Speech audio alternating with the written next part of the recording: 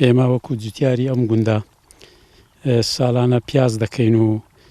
پەتاتە دەکەین و دەرەی دەکەین و لە کاتی بەروبوومەکانمان ڕزقەکانمان پارەی ناکە. ئێستا ئەمە پیازمان گەیشتێ پیازی مە ئێستا چلۆی بە ڕۆبعەچیە هەر ناکە پارەی عەلاگە و بابرێن ڕۆژانەی عەمەلەی و کرێی سایارەکەی و ینی زەرمان پترە بەس چییەوە چی فێربوونەک فێربوونی نەما ساڵانە ناتانین بێ ئیشدا بنیشین ئیشەکەمانەوە هەیە. وەڵا داواکاریمان لە حکوومەتی هەرێمی کوردستان کە کاتی بەروبوومی مەگەیشتێ بازی زیاتر بێختە سەر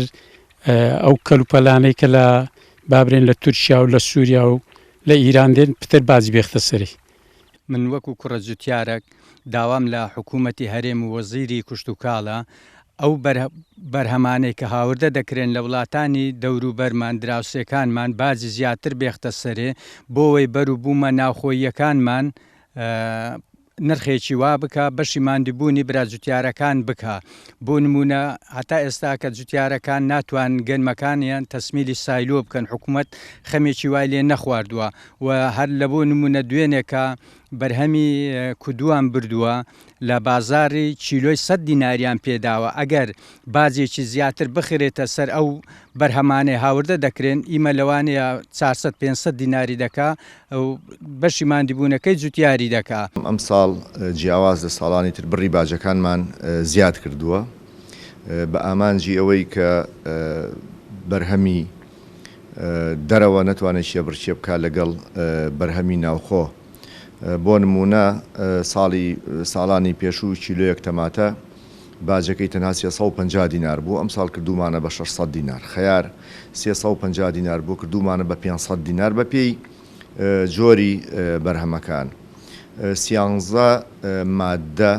مادەی بڵێن بەرهەمی سەوزە باجی خراوەتە سەر و 3 گروپیش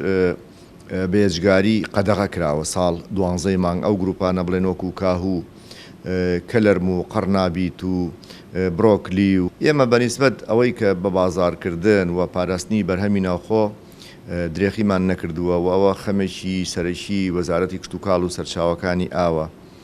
بەردەوام لەسەر هێڵین لەگەڵ هەموو لایەنە پەیدارەکانی تر بۆەوەی بتوانین پارێزگاری لە بەرهەمی ناوخۆ بکەین لەلایەک